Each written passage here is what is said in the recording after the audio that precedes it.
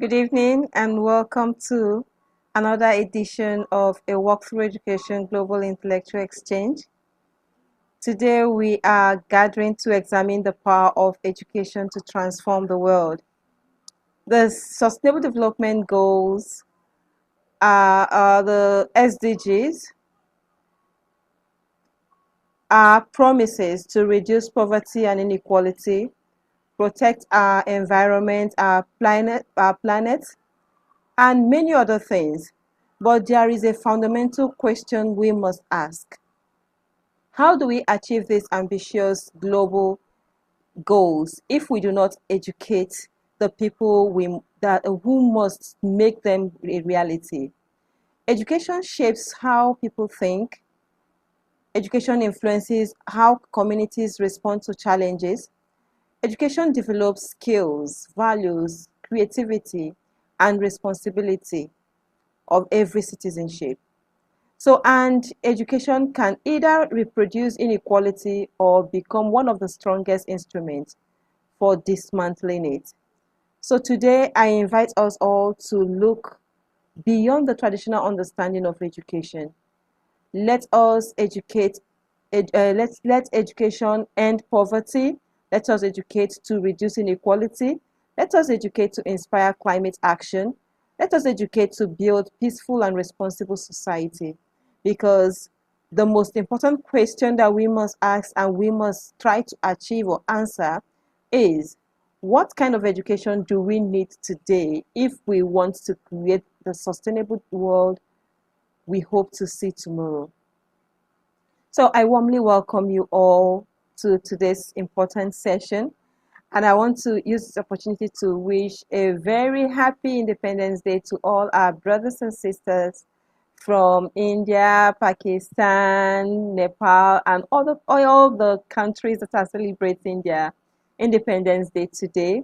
We are happy to have you today.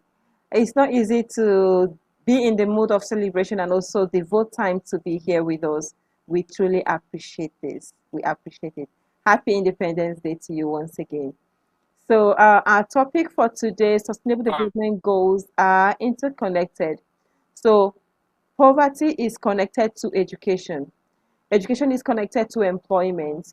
Employment is connected to economic growth. Economic growth is also connected to inequality. Climate action is connected to the knowledge and behavior. Peace is connected to tolerance and responsible citizenship.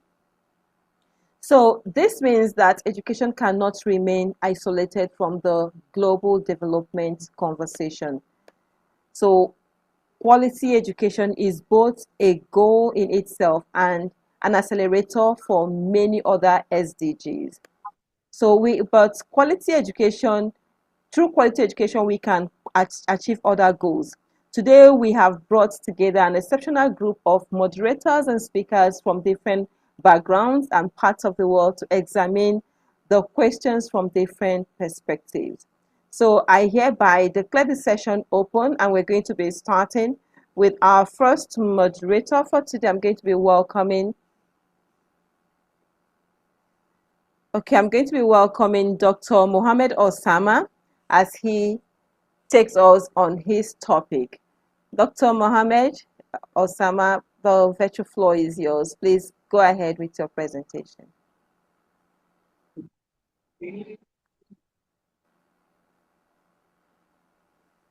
Dr. Sam, are you there?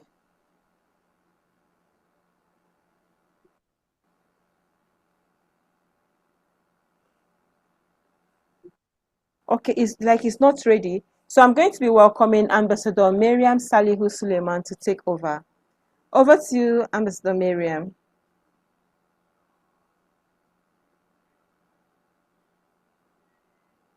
You're muted.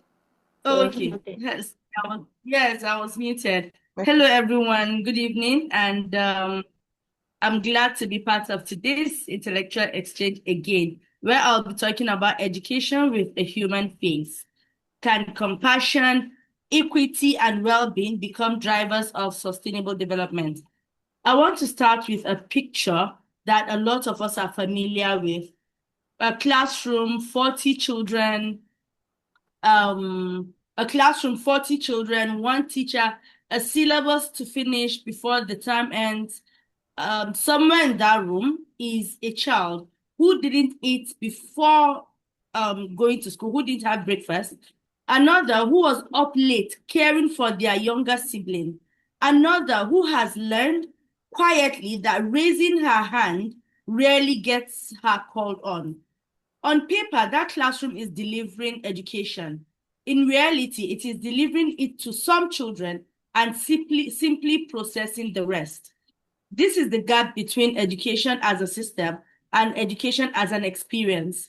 And I believe that gap is exactly where I believe that gap is exactly where sustainable development is won or lost. We rarely talk about well-being, that which is the SDG 3, in the same breath as academics. Yet, a child's ability to learn is downstream of whether they are fed, whether they are rested, or emotionally secure.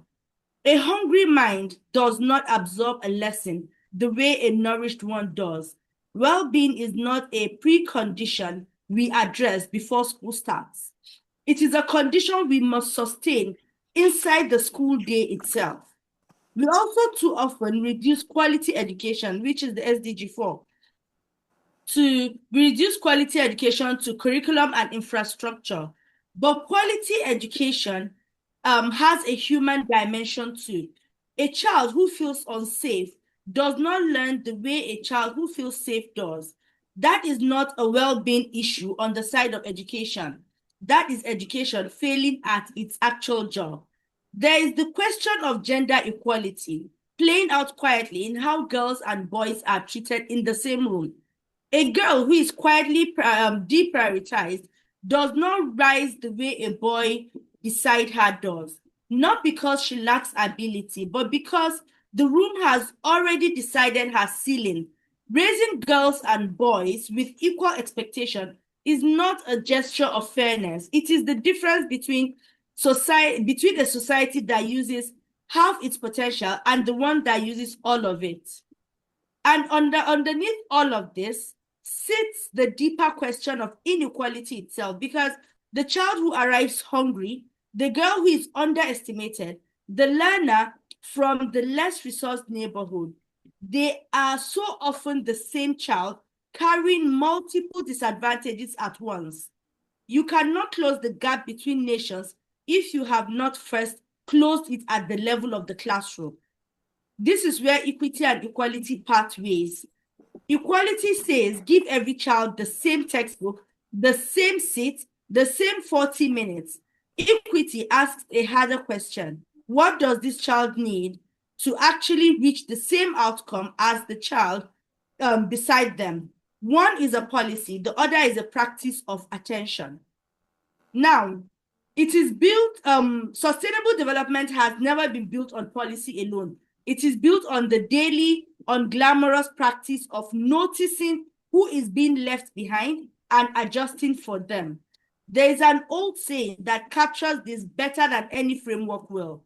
It says, however far the stream flows, it does not forget its source.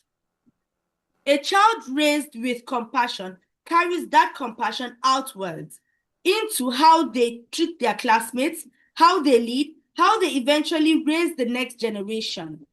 If we want compassionate, equitable societies tomorrow, we cannot manufacture them we cannot manufacture this society without at the level of just policy. We have to plant them at the level of the child today. So when we ask whether compassion and equity can be drivers of sustainability or sustainable development, I would go further. I don't think development is sustainable without them. Infrastructure without dignity produces graduates, not citizens. Access without equity produces attendance, not opportunity. The smallest unit of measurement for development should not be the school. It should be the child, seen, believed in, and given room to become. And that is the education I have spent my career trying to build. It is the education I believe our world urgently needs. Thank you very much. Wow. Thank you very much, Ambassador Miriam. Your presentation shows that education must never lose sight of the human being at its center. And a successful education system is not simply one that produces high scores, but it is one that helps learners feel seen, valued, safe, capable, and empowered. When we educate with compassion, we are not weakening education, we are strengthening the transformative power. Thank you very much for that human perspective that you brought to the session today. We appreciate you. Thank you. And I'm going to be moving over to our next moderator for today, Ambassador Nalam Achuta Ramachandra Murthy, as he speaks on his topic. Over to you, sir. Are you there? All right, while he gets ready. After 5 minutes. Okay, let me call another person then. Or are you taking it for him? Okay. So I'm going to welcome Dr. Nahid to take over the floor. Over to you. Our leader, respected Gloria ma'am, for giving us repeated opportunities, and I must salute her. And educators are the best people on this planet. Do you agree, Noli sir? Yeah. Absolutely, Yeah. sir. Absolutely. Yes, Yes. of course. With coffee and pizza, of course. 100%. Thank you, thank you. We meet at a decisive moment in human history. Around us Absolutely. stand two great forces, the challenges that threaten our common future and the knowledge that can help us overcome them. Poverty, inequality, climate change, hunger, poor health, and exclusion remain powerful enemies, but education strengthened by technology gives humanity a new instrument, not merely to survive these challenges, but to transform them. The Sustainable Development Goals are not distant documents, they are promises. A promise that every child deserves a school, every girl deserves opportunity, every community deserves dignity, and every nation deserves a future shaped by justice and peace. Education is the foundation upon which these promises must be built. The United Nations emphasizes that digital learning can make education more inclusive, effective, relevant, and sustainable. But technology must be used as part of a wider systemic effort. I ask you to imagine a class without walls. In that classroom, a student in a remote Himalayan village can learn from a leading scientist. A child with a disability can access lesson designed for their needs. A girl who has been denied opportunity can discover the confidence to become an engineer, doctor, teacher, or leader. A farmer can learn climate resilient method through a mobile phone. A health worker can receive updated training without leaving her community. But let us be clear, a device is not education. An internet connection is not equality. Artificial intelligence is not wisdom. Technology becomes transformative only when it is guided by human values, supported by capable teachers, and made available to those who need it most. The digital revolution can support equality education, quality education as a public good and a human right, especially for marginalized learners, women, and girls. Millions still lack reliable electricity, affordable internet, suitable devices, accessible content, or the digital skills required to use technology effectively. The danger is that technology may widen the gap between those who are connected and those who are forgotten. We must therefore confront the digital divide with determination. We need three essential foundations: connectivity, capacity, and content. Reliable access, train teachers and learners, and high quality materials that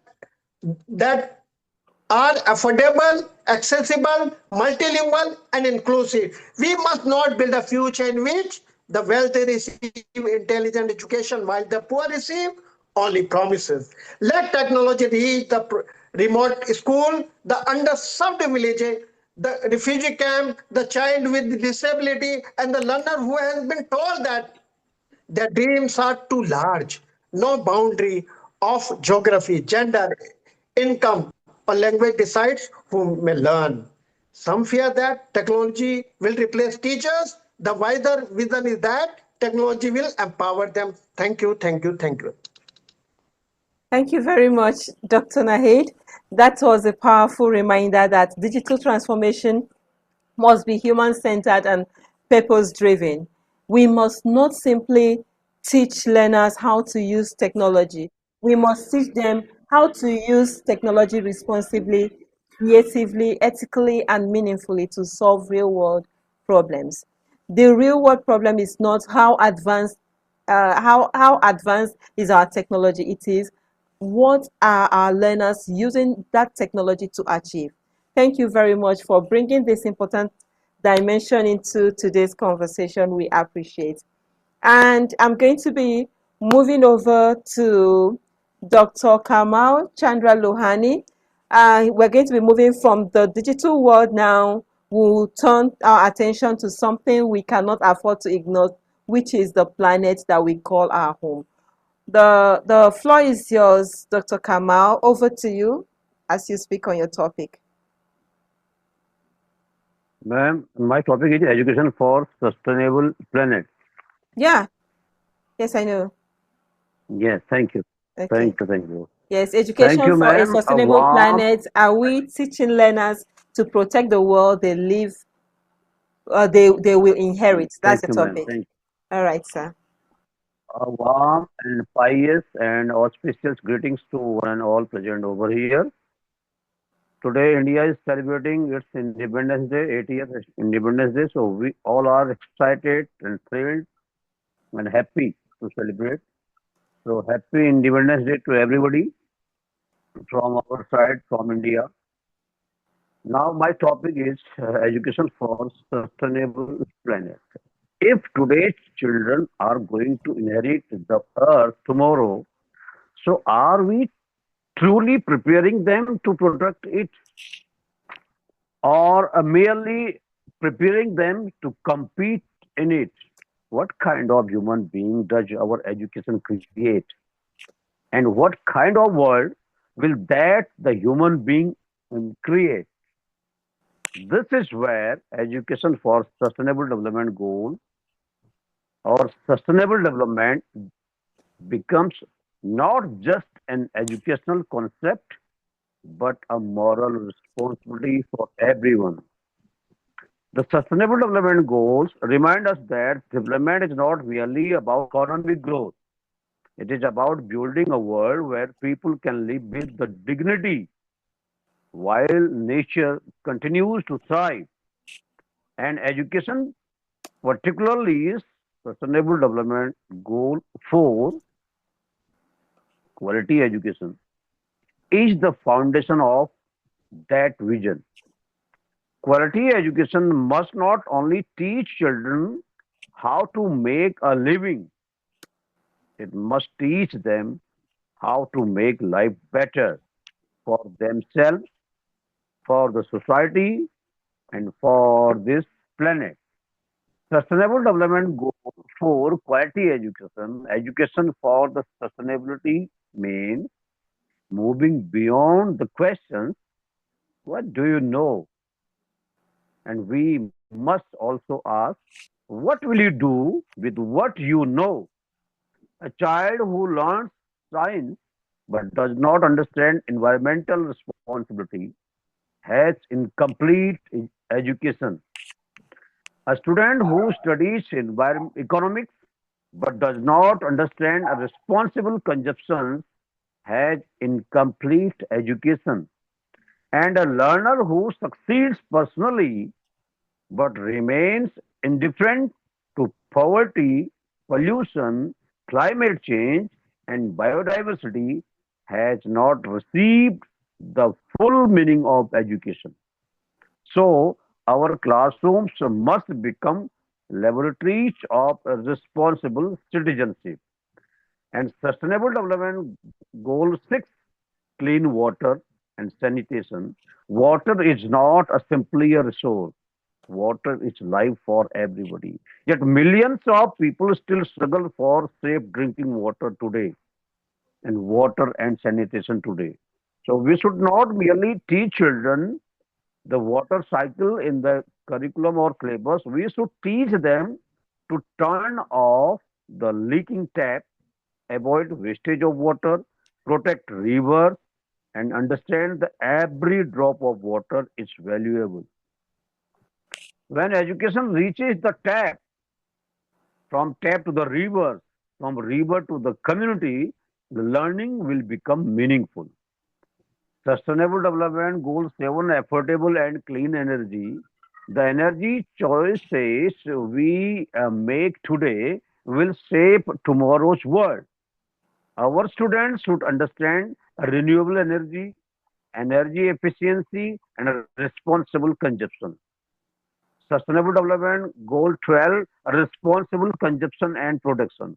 We live in a world where where buy more is often confused with live better. So our students must learn the difference between need and greed, consumption and responsibility, convenience and consequences. Sustainable Development Goal 13, climate action. Climate change is not a distant problem. It is a present reality. Extreme weather, changing rainfall patterns, rising temperature, and environmental degradation remind us that the choices of one generation can affect generation yet unborn. We must teach climate change through hope, knowledge, and action. So let students plant trees, but also understand why trees matter. Let them learn about carbon footprints. Let them calculate waste. Let them become climate conscious citizens. Sustainable Development Goal 14, life below water. Our oceans, rivers, lakes, and wetlands are among the Earth's greatest life support systems. Yet plastic pollution, chemical waste, and irresponsible human activity threaten aquatic life. Education must help the child understand the connection. What we throw away does not disappear, it goes somewhere. From our classroom to rivers, from our river to oceans, from ocean to everywhere. Everything is connected. Sustainable Development Goal 15, life on land. Forest, soil, wildlife, and biodiversity are not luxuries. They are our life support systems. When a forest disappears, we lose more than trees. We lose habitats, biodiversity, soil protections, water regulations, and ecological balance. So let children learn not only about nature but from nature, because sometimes the most powerful classroom has no wall. Teachers are not only merely transmitters of information, they are the architect of tomorrow.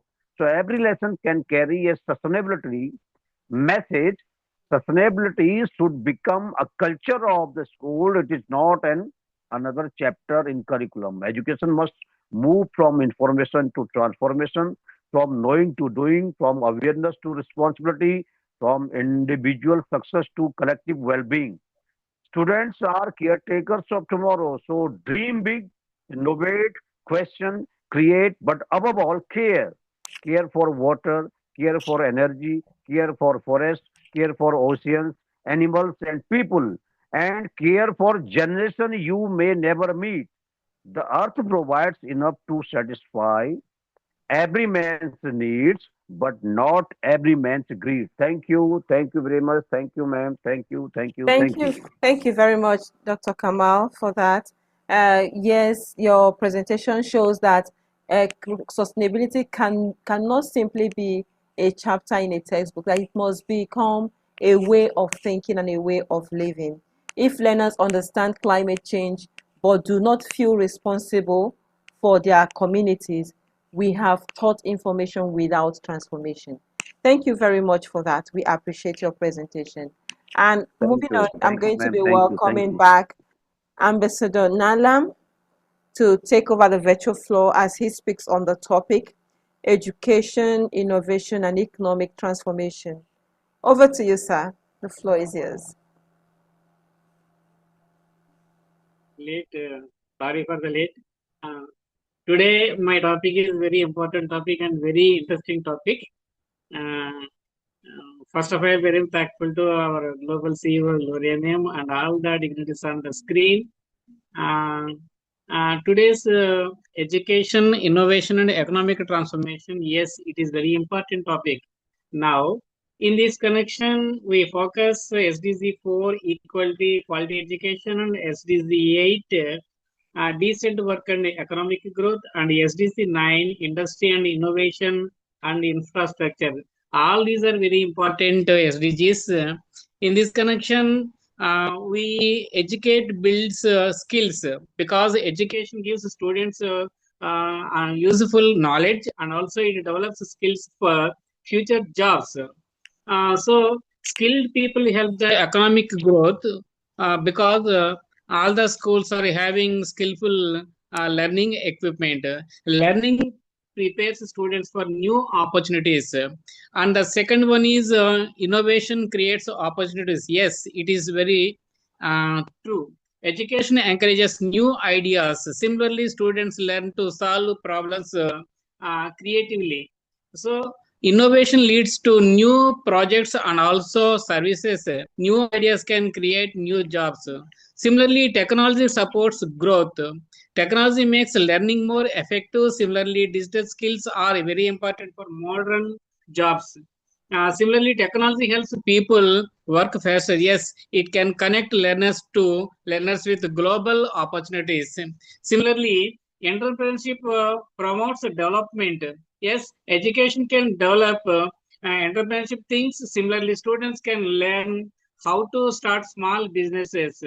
So, similarly, entrepreneurship creates employment. It is very essential for future generation. It strengthens the local economies. Similarly, green skills build sustainable economics. Education is not only the marks, examinations, and points. It is educate can teach students to protect nature. Similarly, green skills supports green industries.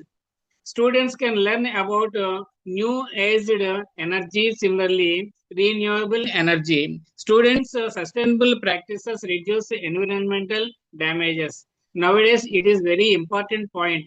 Education reduces economic inequalities.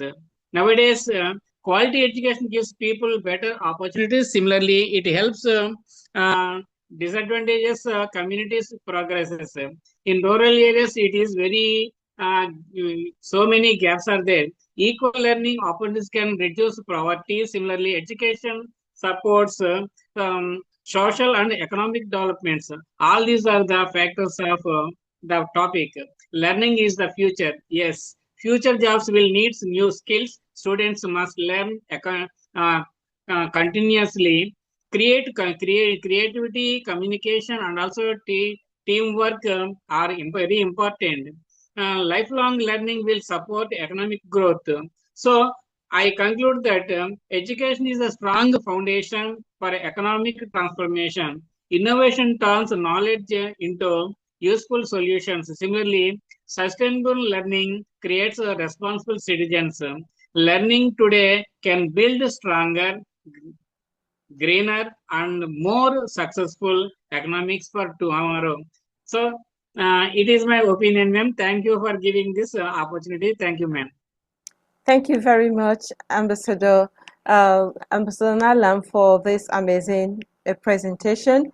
Yes, your presentation shows that education is an investment, not merely an expense, and that when we equip learners with relevant skills, creativity, and entrepreneurship thinking, we are not simply preparing individuals for employment, but we are building economies, creating opportunities, and strengthening the community.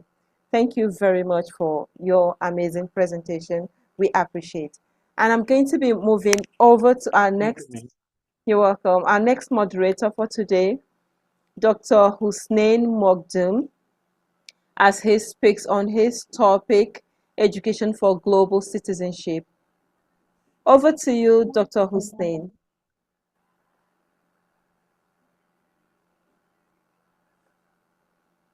Thank you very much, Dr. Gloria, and all other participants. Let me begin with a simple question. What if the most powerful peace-building institution in the world is not a parliament, not a military alliance, and not even a diplomatic summit, but a classroom? Every morning, millions of young people enter classrooms carrying different languages, cultures, beliefs, identities, and experiences. And every day, education has a choice. Do we simply prepare them to pass examinations, or do we prepare them to live responsibly with one another? So this is where SDG 4, that is quality education, meets SDG 16, peace, justice, and strong institutions. Education for global citizenship is not about teaching students to become citizens of nowhere. It is about teaching them to become responsible citizens of somewhere who also understand their responsibilities to the wider world. A globally educated student does not ask only what is good for me. They also ask what is fair for others, what is my responsibility, how can we disagree with becoming enemies, and perhaps most importantly, what can I do to make my community and world better? We often teach mathematics to calculate, science to discover, and language to communicate. But perhaps we must also teach empathy to understand, dialogue to coexist, critical thinking to question injustice, and cooperation to solve problems. Because the conflict of tomorrow will not necessarily begin with weapons. They may begin with misinformation, intolerance, discrimination, polarization, and cultural misunderstanding, and the inability to listen to someone who is different from us. And therefore, classrooms must become laboratories of peace. Imagine a classroom where students from different backgrounds work together on climate change, poverty, digital misinformation, human rights, or community development. Imagine a student learning not only about another culture, but learning from someone who belongs to that culture. Imagine teaching students that disagreement is not necessarily disrespect and that diversity is not a threat to unity. So, that is education where global citizenship meets. So lastly, because ultimately the future of humanity is not only written in government offices or international agreements, it is being written every day in our classrooms. And if we educate for global citizenship today, we can build peaceful communities tomorrow, just institutions the day after, and more responsible world for generations to come. Thank you very much. Thank you very much, Dr. Hussein, for that amazing presentation. Your presentation reinforces the idea that education must teach us not only how to succeed, but how to live together. and that global citizenship begins when learners understand that their choices affect people beyond their immediate environment. Thank you very much for that. We appreciate you. Thank you.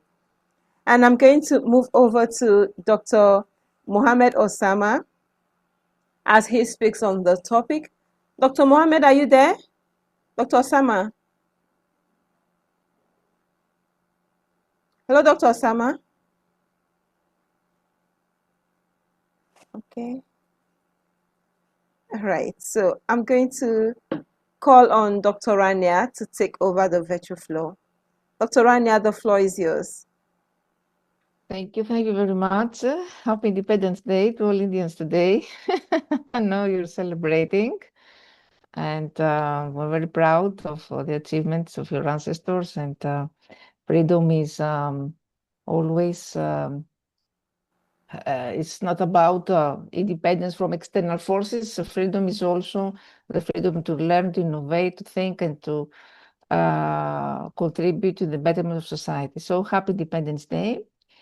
And today I will speak about the progress in education and sustainable development goals. I have done a research here, so I will share with you the latest data,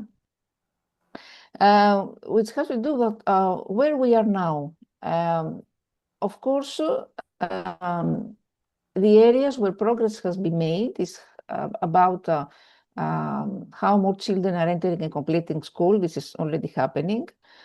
Gender parity has improved because globally girls' completion rates are now slightly higher than boys in primary and secondary education. Education is increasingly connected to sustainability. This is already happening because of the indicator SDG 4.7 explicitly requires education systems now to integrate sustainable development or global citizenship, human rights, all these things, a sustainable lifestyle. There is also digital innovative education, which has become more prominent, particularly following the COVID pandemic and the rapid development of AI.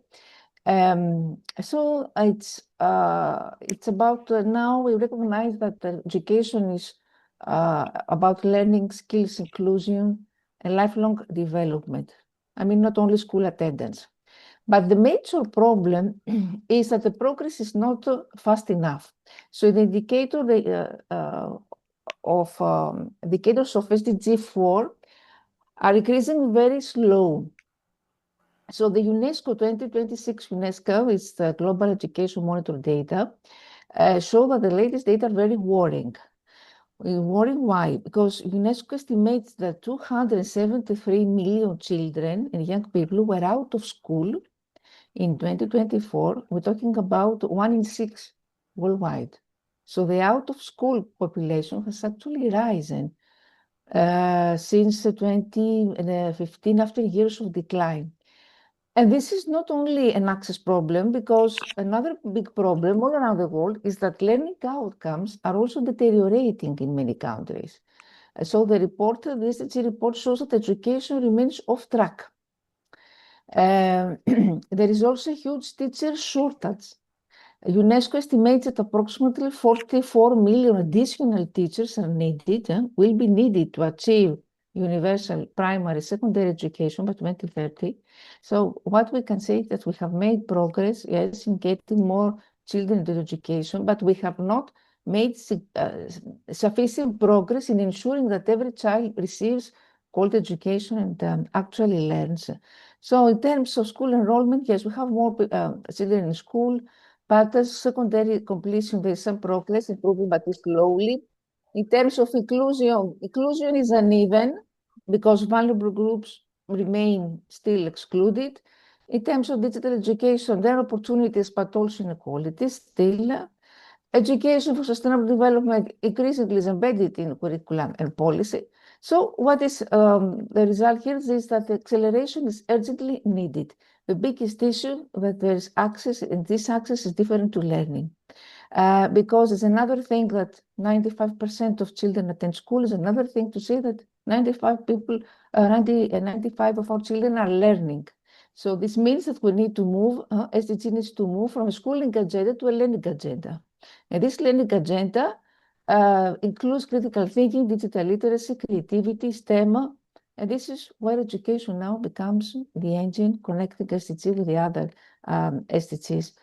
So thank you very much. On YouTube.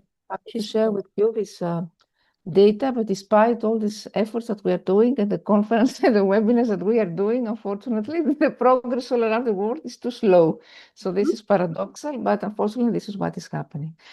So we need to intensify our efforts and collaborate all together to think how we can contribute more. Yes, thank you, Dr. Glory. Thank you, Dr. Rania. Thank you. You have just said it all. You've just shown us that something very fundamental, that education cannot be called transformative if it leaves the most vulnerable behind. And access is important, but access without quality, inclusion, and meaningful opportunity may simply reproduce existing inequalities. And it's just as we are working hard, and it's as if the whole thing is still there. So as if we're doing nothing, but it's a gradual process anyway. We can't do it. It can the progress and the success cannot show at once. Thank you very much, Dr. Rania. Thank you. All right, so I'm going to move over to Ambassador Oluwabumi Anani as she does her presentation. Over to you, Dr. Oluwabumi Anani. A hearty evening to the entire team, the CEO, Dr. Gloria Ifenwa, and of course, all the preceding moderators who have done justice to their respective topics. Now, building upon the prior presentations, with the trust, education beyond the classroom, when you look at the developing countries, for example, I'd like to locate or contextualize it to Nigeria, or discover that there is a concern about the quality of education. Dr. Rania rightly said of the education we give to these children is it will either bridge the existing gap or deepen the existing inequities and inequalities amongst groups. And that leads us to a fundamental question. When we go to social media platforms, when we listen to people, we have different tones that are actually or should I say complaining about the kind of education we are dishing out to the present generation in the test that we are preparing them for the future. Now, what kind of education is it that promotes mediocrity? What kind of education is it that emphasizes only grades? But when you look at the quality of the graduates or products that are being churned out, they lack skill, they lack competence, and they are hardly prepared or poised to embrace or to harness the opportunities of the next generation. And that brings us to a fundamental observation. Now, a few hours ago, I had a conversation with some teachers, and one of them said something. He said that the education is scam. Now, this is not something we are hearing for the first time. This is something that is this is a voice re-echoing the general sentiment across most developing countries. The youth are beginning to have a loss of confidence in education because the education is not empowering. The education is not giving them skill. By the time they graduate, it's like they are going back to school to get a re-education. And that leads us to the fundamental question, which is the thrust of tonight's conversation, especially for our team. How can learning build responsible, skilled, and empowered citizens? So at the heart of this question is the need for empowerment, an education that does not just teach people how to pass examination, but an education that instills competence, proficiency, and the ability to create. Now, when we look at the Bloom's taxonomy, the highest level of Bloom create something from all the information that has been stored children is like a storage system where they retrieve information, transfer this information to create solutions that are relevant to the existing challenges in the society. And so a child spends 15 years, 12 years in school, say kindergarten, the crèche, the foundational level, but the child is still unable to attain the height of Bloom's taxonomy. Bloom did a taxonomy for lesson plan. It is geared at making education functional, purposive, and formation into products that are useful to the environment and to the needs of their society. And so tonight, I'll be joined by Dr. talking through education, which means education should not just empower, but should also empower holistically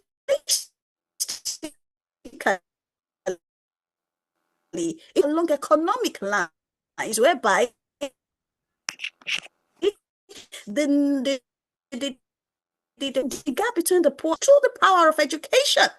So education should be a key to success. But when certain elements are absent from education, it no longer leads to, it no longer becomes the key to success, but key to further oppression, further, denigration and marginalization, which goes against the aim and objective of quality education. And so tonight, in conclusion, in looking at education beyond the classroom, Dr. Rita, Dr. Alex, and of course, Dr. Benita Prakash will be looking at the place of life skills,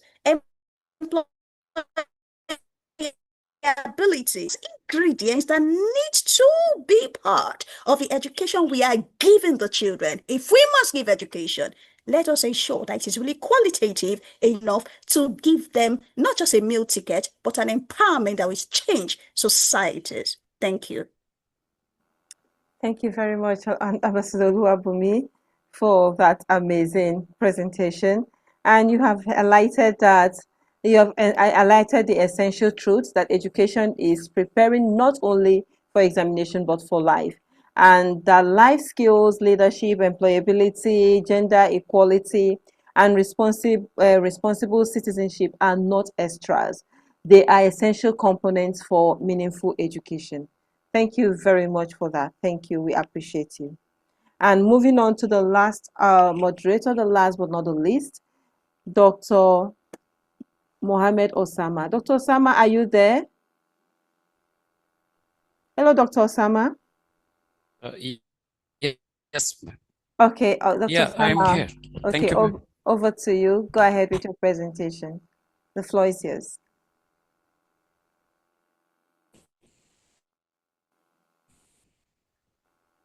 Thank you to all the dignitaries in this global platform.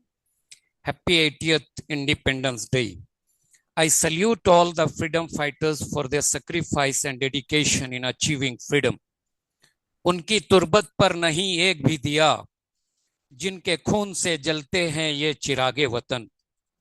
जगमगा रहे हैं मकबरे उनके जो बेचा करते थे शहीदों के कफन. Not a single lamp burns at the graves of those with whose blood the nation's lamps are lit. Yet the mausoleums of those who used to sell the shrouds of martyrs are all aglow. Now I'm going to my topic. Education plays a huge role in building a better future. Schools are perfect places to teach students about the SDGs. When young people understand the goals, they can bring ideas home and start change from the ground up. Students often develop innovative solutions. They may start a recycling program or create awareness about water use. These small efforts develop habits that last. By learning through action, students become leaders in shaping a fair and sustainable world. One of the best ways to start local change is to listen. People want to be heard, and their ideas often lead to better results. Leaders and organizations must ask what matters most and be open to learning from the community. When people feel included, they become more involved. They start to take ownerships of projects and help drive them forward. Listening shows respect and helps avoid mistakes that stem from misunderstanding a place's real needs. In the face of global challenges such as climate change, poverty, inequality, and environmental degradation, the United Nations Sustainable Development Goals, SDGs, provide a roadmap for a more sustainable and equitable future. Education plays a crucial role in achieving these goals by equipping students with the knowledge, skills, and values necessary to address complex social, economic, and environmental issues. At last, I request all the dignitaries that let us not to be a boss, be a leader. A boss says, go, but a leader says, let's go. Thank you for giving this opportunity. Thank you very much, Dr. Mohammed Osama, for this important message and important presentation. Yeah, if education is to contribute meaningfully to the society, we must be able to identify what we are doing, who we are reaching out to, what is changing, and how we can sustain that. Thank you very much for that. We therefore need educators who are not only dreamers, but designers, implementers, collaborators, and measurable change makers.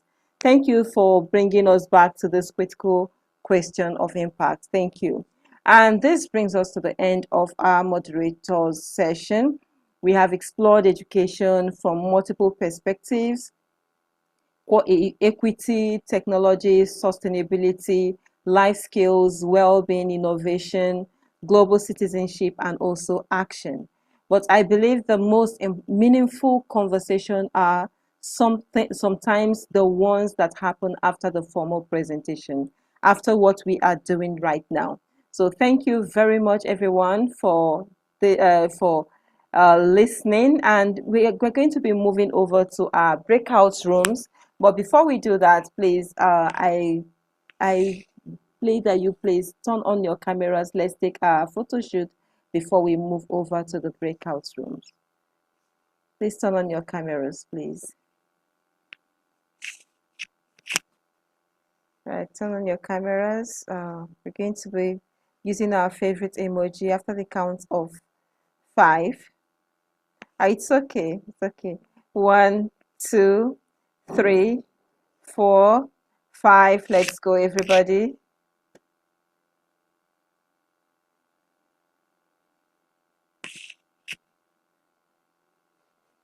All right, I'm going over to the next page. 1, 2, 3, 4, 5. Let's go, everybody. Thank you, thank you, thank you, thank you. All right, so the breakout room is open. Please, if you've not been assigned, that means you just come in. I'm going to add you to the breakout rooms. All right, see you soon and good luck in your various rooms.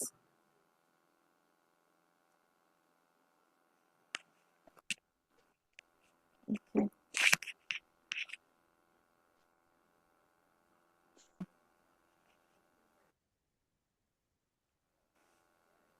Okay, so I'm going to be calling you based on how we returned back to back from the breakout room. So I'm going to be calling on Dr.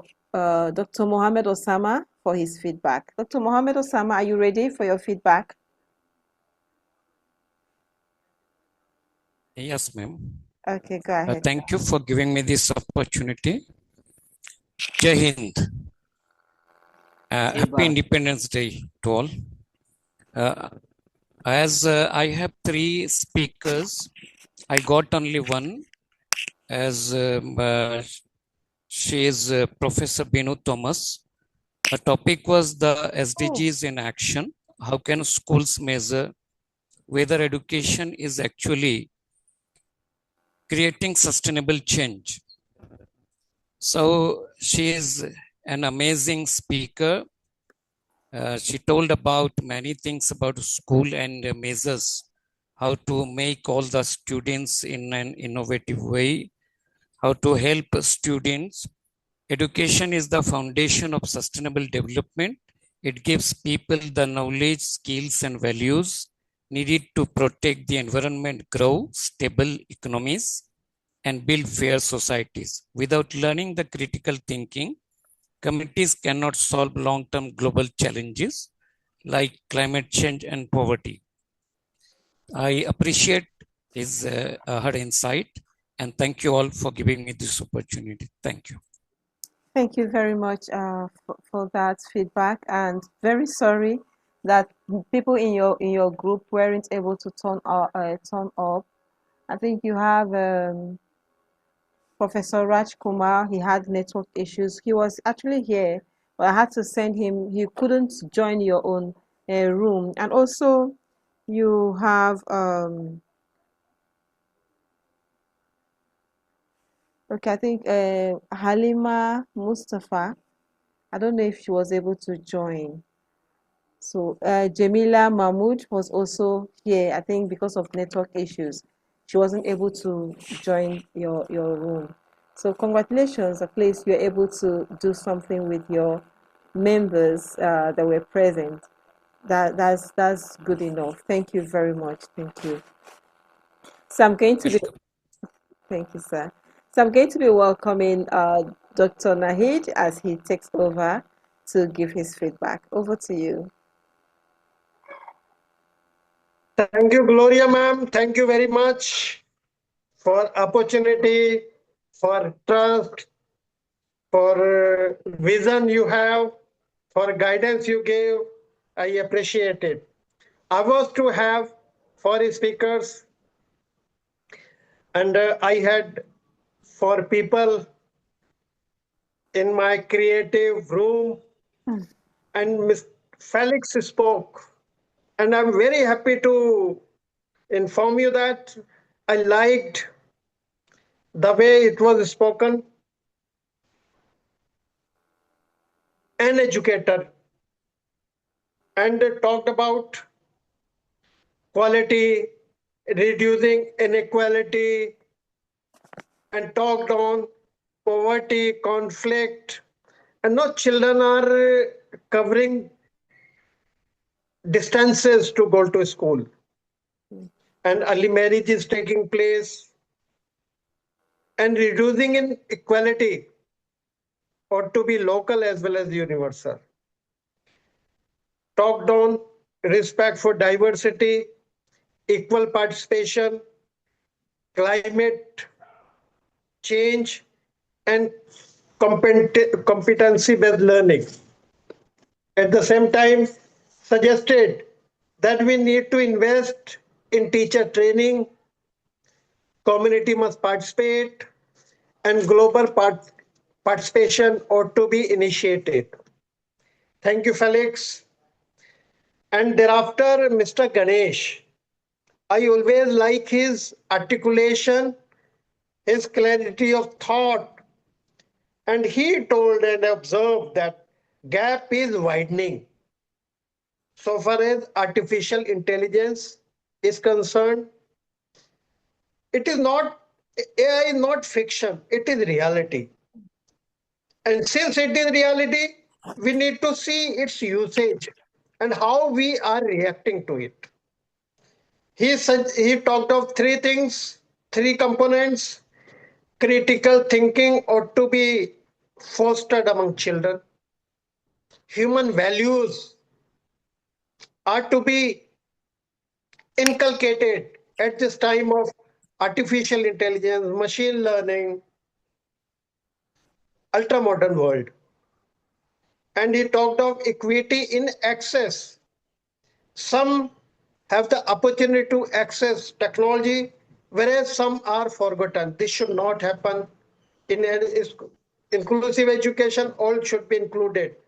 And he concluded by saying that education is key to unlock potential, wisdom.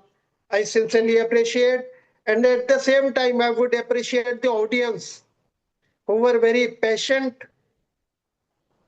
had been very, very keen learners. So thank you, Gloria ma'am, for according this respect, dignity, and making this platform wider, better, wiser.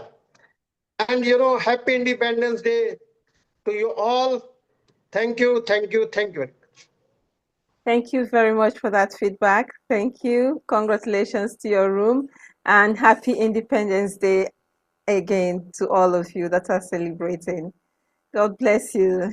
All right, so I'm going to move over to Dr. Kamal. Dr. Kamal, over to you for your feedback. Okay, thank you, ma'am. Thank you very much. Thank you, thank you. I think today everybody is so tired because of the celebration of Independence Day. I am also tired because the whole day I spent in my school in the programs with the children. But commitment is commitment. I have decided to be present at all costs in the work to education family. Anyway, in my breakout room, I have the list of 4 to 5 dignitaries, but only one was present there. That is respected Suraya Banu ma'am. She is really very, very amazing teacher, educator, very nice human being, as I have observed, very decent personality. Where she was talking about her own topic, education and climate resilience, and preparing learners for changing planet.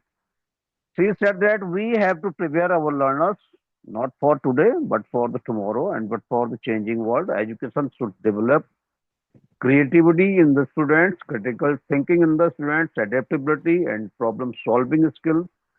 And learner or the student must understand about climate change, sustainability and technology and responsibility towards the nature, what they have. And she was talking about the role of schools. Schools should inspire students to become a responsible global citizens. And the goal of the education must be to empower learners, students to shape the better future, not simply survive the changing planet. And she was talking about the sustainable development goals, especially highlighting on sustainable development goal SDG 4 and 13. He was saying that we cannot get these goals without education. So education plays a vital role, and where we have to think about our daily life and the economic system and the progress, and especially for the environment and the changing planet and world. He was talking about the preparing of learners for changing planet, climate change, and she was talking about architecture and agriculture. She was focusing on education and the local communities and climate and impact of climate. She was talking about resilience and cooperation. And she said that the Sustainable Development Goal 4 is the foundation of all. And preparing the students to lead for the future. So thank you, Suraya Banu ma'am. Thank you very much. It is amazing and a very powerful presentation given by you. Then I had Dr. Professor Rajkumar sir. Actually, he was talking about his topic, the role of government and schools and community. But the voice was not clear, but I was trying to understand him what he was speaking. He was speaking about sustainable development goals. He was talking about education, community, NGOs, and many organizations. He was talking about skill development, and he said that the roles of schools is vital, and role of community is very important. Without the participation of community, we cannot get mm, sustainable development goals. It is impossible. Government decides the policies, so government has to implement all these things, and government provides the access to quality education. So we have to focus on all these things. So thank you, Rajkumar sir. Thank you very much. He was trying to convey something, but the voice was not clear.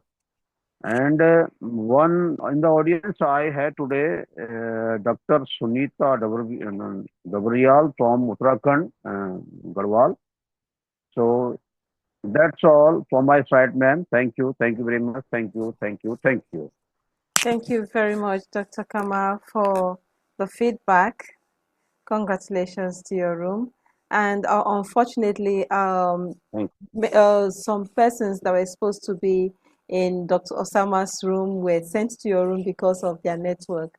So thank you for being able to handle Yes, all. yes, yes. Yeah, thank you. All right, so I'm going to. Thank you. Thank you, ma'am. Thank you. You're welcome, sir. So I'm going to call on Ambassador Nalam to take over the virtual floor. Over to you, sir. Thank you, ma'am. In our room, three speakers are there. All are outstanding speakers. The first person is Professor Narbato Paranga. He emphasizes the needs to transfer traditional approaches to education. He highlights that education system must respond to the rapidly changes needs to society and economy. Leading schools should move beyond memorize towards creativity, experimentation, critical thinking, and also innovation. Teacher, he says that teacher should be empowered to become facilitator, mentor, and also innovator. He says that technology should be used meaningfully to improve learning opportunities. Innovation should not be limited to access technology or sophisticated infrastructure. He says that even low research schools can encourage innovation through creativity, collaboration, and also local available resources. Similarly, he says that the schools can nurture the entrepreneurial mindset by encouraging students to identify the problems, developing ideas, test solutions, and learning from failures, improve their ideas. Similarly, his message was motivates educators to become change makers and encourages students to become creative problem solvers and also capable to contribute to the national development. Thank you, Narbada sir. And the second person is teacher Jasmine.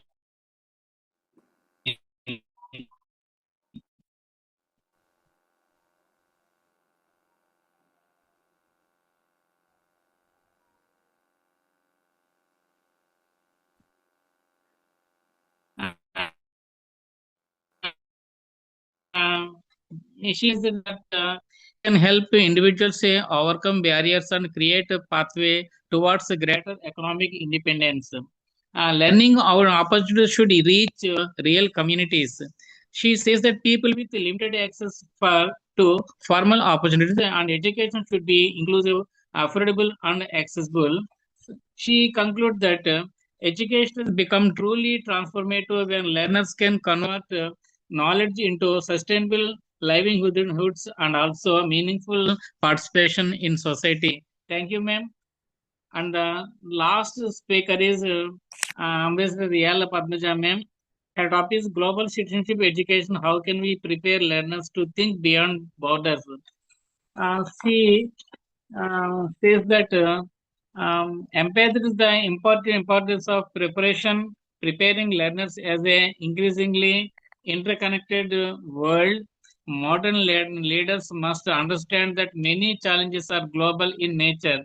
Says that global citizenship education can nature with respect, empathy, responsibility, tolerance, and also cooperation and peace.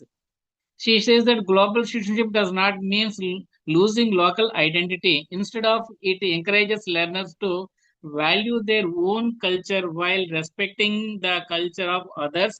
Learners should understand global issues such as climate changes, poverty, inequality, and also sustainable development goals. She says that digital technology provides opportunities for learners to connect, communicate, and collaborate, access borders. So she concludes that global citizenship educates so also strengthens empathy, because modern workplaces increases interestingly requires intercultural communication and also collaboration. She touches the classroom activities can include international projects, cultural exchanges, collaborative learning, global issues and discussions, and also community projects. She touches the global citizenship education before contributes not only to society harmony but also in innovation, cooperation, and also sustainable economic development. His message inspires educators to prepare learners who are locally rooted, globally aware, and socially responsible with the skills required to participate confidently in the concerned world. So, overall, motivational impact is very high in our class, in our room. All the speakers are outstanding speakers, ma'am. They touches all the four points that are connecting with SDGs 4. Similarly, and the next one is the SDC 8 and also SDC 9. They touches so many points. Skills create opportunities, innovative creative solutions, and also entrepreneurship creates sustainable growth. Similarly, classrooms today is the foundation of economy for tomorrow. Uh, no learner should be left behind in the journey towards innovation and economic opportunity. And so, and think locally, learn globally, and are respect responsibility and act as a responsibility. So I conclude that quality education develops skills encourage innovation, innovation creates opportunities, and entrepreneurship strengthens economy, and responsible global citizenship make development sustainable and inclusive. Thank you, ma'am. Thank you for this giving opportunity. Thank you, ma'am. Thank you very much. Congratulations, and what an amazing feedback. It just sounds as if I was there because you just gave us all the details of what happened in your room. Congratulations. Thank you very much. We appreciate. All right, so I'm going to move over to Dr. Hussein Mogdum as he gives his feedback. Dr. Hussein. Okay, while he gets himself ready, or maybe he's not close to his device, I'm going to welcome Dr. Rania to take over. Dr. Rania, over to you. Thank you, Gloria. Two panelists, unfortunately, were not here, Ambassador Klimi and Ambassador Joseph. But we started with Dr. Anjum Kuresi, who explained if learning can truly break the cycle of poverty, if education can actually break the cycle. We said that education has been described as a great equalizer, and definitely Dr. Anjum mentioned that poverty affects health, nutrition, digital access, the learning opportunities, because children from disadvantaged families can begin school already facing significant inequalities. So education creates social mobility because it helps with the development of critical thinking, of problem solving, of digital skills, with the development of competencies and skills. It can create economic opportunities through dependency programs, employability programs, with social networks. But education, of course, is not enough, because a degree without employment opportunities may not produce what we call upward mobility. So digital poverty also is another thing that can create a new educational divide. Gender, disability, geography, the migration status, all this background can influence outcomes. So Dr. Anjum suggested some ways to tackle this issue. She suggested that the scholarships are important, the investment of governments in education. We said that investment, especially in early childhood education, is important, how to support children from the earliest years and how to provide early literacy. How to help teachers with literacy, comprehensive and continuous professional development programs, and to connect education with employment. So Dr. Anjum mentioned bridge this gap between industry and academia, how to align our curriculum with emerging labor market needs. And this, of course, has a result what this leads to a more enhanced vocational education, to TVET, more enhanced apprenticeships, internships, and career guidance. Education should not enter with graduation. Adults should have opportunities to reskill and upskill throughout their lives, particularly as technology and deployment requirements change. So promote lifelong learning and support, of course, vulnerable groups, girls, strengthen community support. So we cannot break the cycle of poverty simply by giving children access to education. We can actually break it when education provides every learner with the knowledge, the skills, the confidence, and support needed to transform their future. So, Dr. Juma, congratulations. And after we heard from Dr. Leoncio Calderon, who highlighted the topic of entrepreneurial education. And he very rightly said that entrepreneurship starts with a problem. So we need to motivate students by saying, what problem can I solve? How can I help my community? What need exists in my community that I can solve? What values, social values can I create? So the entrepreneurial mindset includes various dimensions. It's about how we can develop a creativity, how to take initiatives, how to develop the risk awareness, the failures, so become more adaptable, how become a leader, how to solve problems, how to develop a decision-making, also capacity. And of course, entrepreneurship should go beyond textbooks because students can develop business ideas at an early age. They can develop prototypes, projects, startup concepts based on real challenges. And of course, Dr. Noli mentioned about the business literacy, financial literacy, because students already at this age can learn and understand the basic things about investment, saving, budgeting, all these business models, the financial planning. Entrepreneurship should not only focus on profit.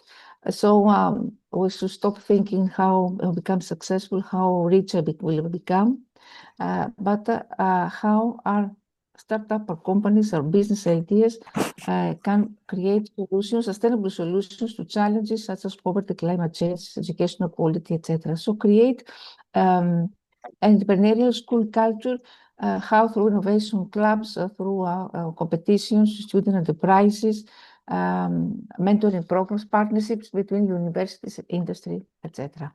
So thank you very much, Dr. Noli.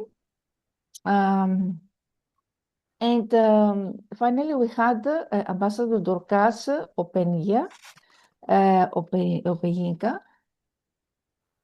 who focused on a very interesting topic on visible barriers to education.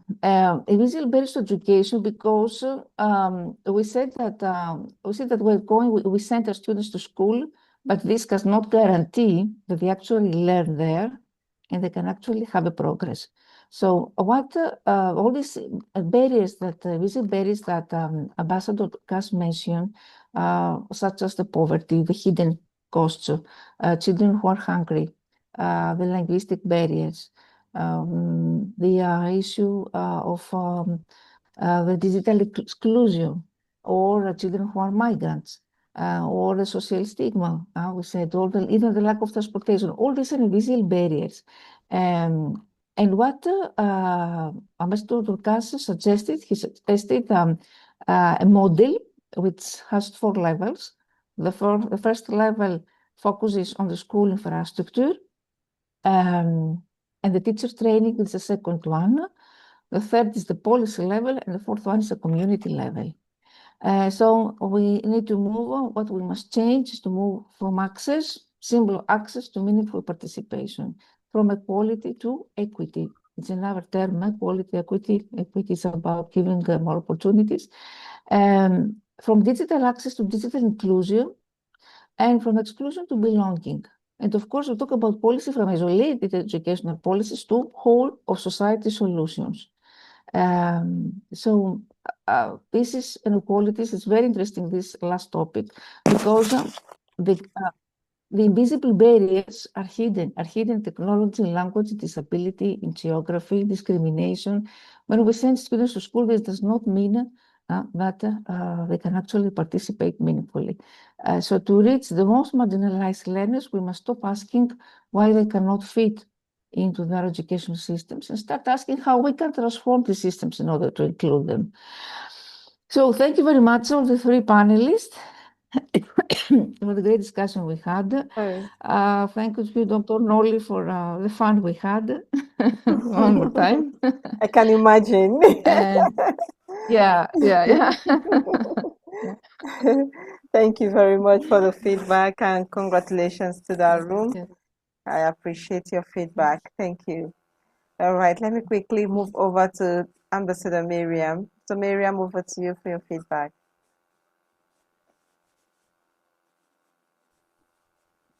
Okay.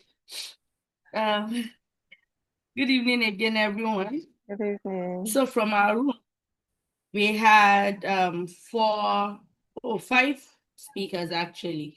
And across all presentations, a common message emerged. Education must move beyond academic achievement and place human dignity, inclusion, empathy, and well-being at the heart of learning. The first speaker we had was Dr. Gloria Obara, who spoke on inclusive classrooms, inclusive societies. How can education reduce inequality amongst learners? And there she emphasized the distinction between equity and equality. She explained that while equality gives everyone the same thing, equity ensures that each learner receives the support they need to succeed.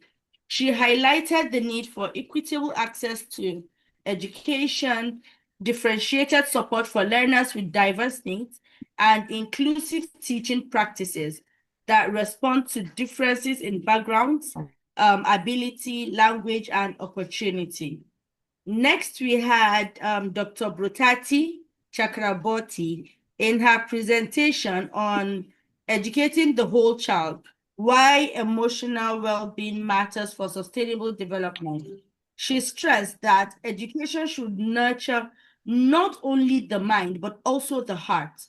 She emphasized that emotional well-being is essential for learning, for resilience, for empathy, and responsible citizenship.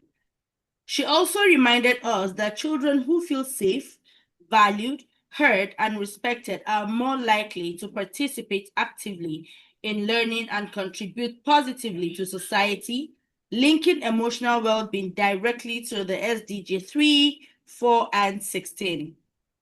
Professor Dr. Shainu Banji spoke on equity over equality. What does truly inclusive education look like in practice?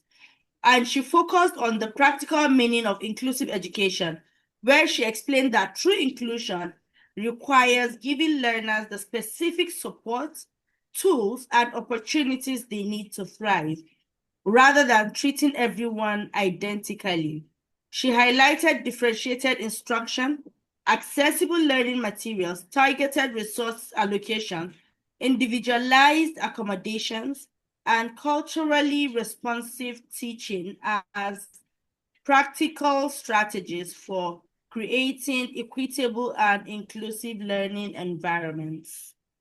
Next, we had Dr. Gayatri Mishra. In her presentation on empathy as an educational superpower, can compassionate classrooms create more sustainable communities? She described empathy as a transformative force in education. She explained that compassionate classrooms promote inclusion, cooperation, peaceful conflict resolution, environmental responsibility, and mental well-being. According to her, when students learn empathy, respect, and responsibility in school, these values extend beyond the classroom into families and communities, helping to build more peaceful, inclusive, and sustainable societies. And last but not the least, we had Ambassador Edidion Patrick, who presented on From Learners to Leaders, How can education cultivate responsible citizens and community change makers? And he challenged us to rethink the purpose of education. He argued that education should not only prepare students for examinations and employment, but should also develop character, leadership, and civic responsibility. He emphasized the importance of connecting learning with real community challenges through service learning, environmental action, community projects, and responsible digital citizenship. His key message was that education should move learners from awareness to understanding, from understanding to action, and ultimately from action to leadership. Conclusively, our room agreed that education with a human face is essential for sustainable development. Equity ensures that no learner is left behind. Emotional well-being enables meaningful learning. Empathy builds compassionate and inclusive communities. And leadership empowers learners to become active contributors to social transformation. Thank you very much, everyone, for listening. Thank you very much, Ambassador Miriam, for that feedback. We appreciate you. God bless you. Thank you. All right, so I'm going to quickly move over to Ambassador Oluwabumi Anani. Over to you, Ambassador Bumi. Yes, welcome. Yes, welcome back, everyone. This has been a very invigorating session, which it goes beyond theory and calls us to think deeply, to introspect, and re-examine our practice as educators. And so, as a team, we were privileged again to look deeply into the question: how can learning build responsible, skilled, and empowered citizens? And so we have, first of all, Dr. Benita Prakash, who educated or re-enlightened us on the question of empowering girls through that sorry, education for life, not just for examination. That are we really teaching the skills learners need to thrive? So in our words, Dr. Benita begins with a question that challenges the purpose of education. That education is not just about memorization, it's not just about grades, it's not just about marks, but for problem solving. She asks very deep questions. That is learning, inspiring critical thinking, or, or encouraging information hoarding. It also asks the teacher, that is education transforming the character of our learners? Is education helping our learners hone their discernment, their observation skills, and their judgment, so much so that they are able to distinguish malinformation from misinformation? Now, are our classrooms hubs where students are able to do these four things, where they are able to explore, they are able to question, collaborate, and create? Or is it just a place where they learn to accept? They don't learn to exercise their thinking faculties, to question, and to establish a premise for an information that they have received? Is our classroom a place where students gain life navigation skills, in order to be able to become response able, not just responsible, but response able, the ability to respond, not just react to pressure, to challenges, to novel, emergencies that happen every day out there in the world? Education, she repeats, shares an intersection with other sectors. Education is not isolated. I mean, it intersects with other sectors. Is it finance? Is it literacy? Is it technology? Is it economy? And so our approach to education delivery should not be isolated, but it should be holistic. It should intermingle. It should be interdisciplinary. It should be intersectoral. And so, and that ends Dr. Benita Prakash's incisive presentation on teaching, including skills learning, in order for our learners to thrive. And so quickly we move to Dr. Rita Aguila Gonzalez, who spoke to us about empowering girls through education. That how can learning become a pathway to gender equality? Now, she felt really pleased about the topic. Quoting Dr. Rainier, she agrees that there's really been little or no progress made in the area of gender equality. In her illustration, she pointed to the fact that education is much more than learning how to write or read or even learn, but rather education is a fundamental human right, and it doesn't just stop there. It's a right that enables even girls to achieve their dreams, which means that girls have dreams too. Dreams are not the exclusive right of boys, or it's not even gender colored. And so she says that education it tells us that girls have dreams and have the right to achieve those dreams. They have the right to participate in their community and to defend those rights. And so when girls feel safe, they feel valued, represented, and non-discriminated against, education will really become relevant, practical, and transformative. She makes a clarion call to teachers to become advocates for equality and equity, that girls must be taught not only to adapt to the world, but to transform the world, that they should be participants in the transformational agenda which education is called to perform or to achieve. Then, in order not to be one-sided, she also completes her presentation by calling attention to the fact that boys need an empathy-based education. If girls need a gender equality kind of education, boys also need an empathy-based education that instills positive emotions that build, not antagonize. And so at the end of the day, Dr. Prakash calls attention to the fact that if girls need to be empowered through education, boys also need a different kind of empowerment that instills a sense of empathy, not the one that engenders, but the one that promotes a balance between the genders. And Dr. Alex affirms that path, that balance creation between the genders is essential for human ecosystem. Now, Dr. Alex, our final presenter on the team, now talks to us about education, employability, and the future of work. That are our learners truly ready for tomorrow's economy? Now, Dr. Alex says that it begins with a question: are our learners ready for tomorrow's economy? That we no longer talk with one another. He cited real examples of how we use social media to create a social distance beyond its initial purpose. COVID-19 is gone. COVID-19, we have overcome it, yet at its trail, it leaves social distances beyond its initial purpose. It questions, using data-backed evidence, the negative use of social media, which deepens relational divides rather than foster relationality. In preparing learners for tomorrow's economy, it further says that the conversation should not only revolve around teachers, but it should involve families, because that is the unit of society, and that is where change truly begins. We need an education that intelligently uses social media to instill an informed and responsible use of technology. It reminds us that strong economies are not about practices that isolate, but they are about habits that unite through collaboration, through community, and through a sense of mutual compatibility.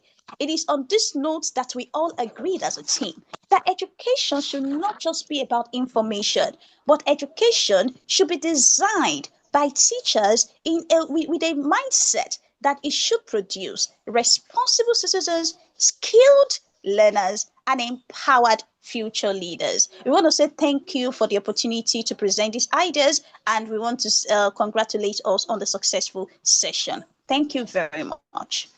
Thank you very much, Ambassador Oluwabunmi, for that feedback and for bringing us into your own session, into your room. It was really awesome. I love the way you presented. You gave us the feedback. Thank you. Thank you very much. We appreciate. All right. So I don't know if Dr. Hussein is there. Dr. Hussein? Okay. So and this Yes, brings, yeah, oh, I'm okay. here. Okay. All right. So you're the last moderator for today. Please give us your feedback from your room. Over to you, sir. Yes, thank you very much. In my breakout room, there were 5 speakers. The first is Mustafa Halima, or we can say Halima Mustafa. So, Halima delivered an insightful presentation on skills for the future the presentation effectively highlighted the importance of preparing young people with adaptable and future-ready skills. It provided a valuable connection between education, emerging careers, adaptability. Overall, it was a relevant and forward-looking contribution to the discussion on the future education. The second speaker was Ambassador Lagmani Kumari. She delivered a meaningful presentation on education for peace. Her presentation emphasized the important role of schools in promoting dialogue, tolerance, understanding, and conflict resolution. It demonstrated how education can contribute to peaceful and inclusive societies. The presentation strongly reflected the objectives of SDG 4 and SDG 16. Then we have Dr. Radhika, and she presented an inspiring perspective on from local learners to global citizens. Her presentation effectively addressed intercultural understanding, respect for diversity, and global responsibility. It highlighted how education can help learners appreciate different cultures and communities. The contribution was particularly valuable for promoting inclusive and globally minded societies. Then we had Jamila Mahmood. She delivered a relevant presentation on skills for the future. The presentation highlighted the need of education systems to respond to emerging industries and changing career opportunities. It emphasized the importance of equipping young people with practical, innovative, and adaptable competencies. Overall, it was a forward-looking contribution. The last speaker with us was Ahmed, and he delivered a thoughtful presentation on education for peace. His presentation emphasized the transformative role of schools in developing tolerance and dialogue and mutual understanding and peaceful conflict resolution. It effectively connected education with the broader goal of building peaceful and inclusive societies. His presentation made a strong contribution to the objectives of SDG 4 and 6 and SDG 16. Overall, all the speakers were present and they delivered their speech very effectively, and no other participants were there in my breakout room. So that was all from my side. Thank you very much, Dr. Hussein, and congratulations to your room, and thank you for your feedback. And I want to say I want to sincerely appreciate our distinguished moderators, our wonderful speakers, and all the participants who gave their time and energy to this conversation. Your voices matter, your experiences matter, and the work you do matters. So on behalf of A Walk Through Education, I say thank you for being part of this global intellectual community. Let us continue to learn together, lead together, and transform together. Until our next session on our global intellectual exchange, let us remember that the future we want begins with the education we provide today. Thank you, everybody. Bye for now, and stay inspired, stay purposeful, and keep transforming life through education. And once again, congratulations to all the countries that are celebrating their Independence Day today. Congratulations. Happy Independence Day to India, Pakistan, Nepal. I don't know. All the countries that are celebrating. God bless you all. And see you on our next session. Ma'am, Yes, please. ma'am, small submission. Okay. Our Gloria ma'am is really working hard to prepare flyers and all the certificates day and night. And I would like to say all the family members to encourage our Gloria ma'am to give their and Moral support. Yes, Moral ma'am. support. Moral support. Whenever we saw her flyers and It is our humble WhatsApp request or anyone. for our Gloria Man's appreciation. Oh, thank you. Thank you so much. Thank you, ma'am. Thank you. I appreciate that thoughtful encouragement that you've just given to us. Thank you very much. I appreciate. Thank you. Thank you. All right. So Thank you, ma'am. Thank you. all right, let's just take a final picture before we go. Let's take a final picture before we leave. All right, please turn on your cameras. Let's just take a last picture. At the count of 5. 1, 2, 3, 4, 5. Let's go, everybody. And that reminds me, one of us, Ambassador Ididion Patrick's wife put to bed. So I want to congratulate him on the newborn baby. Congratulations, Mr. Patrick. Congratulations, Congratulations. sir. Congratulations. How is your baby doing? All right. Thank you, everybody. Thank you. Good night. Thank Thank you. you. Good night from India. The baby passed some 2 days later. Sorry. I just So said I want to appreciate really, really need your prayers. What? I didn't get you. Ambassador Patrick, I didn't get what you said.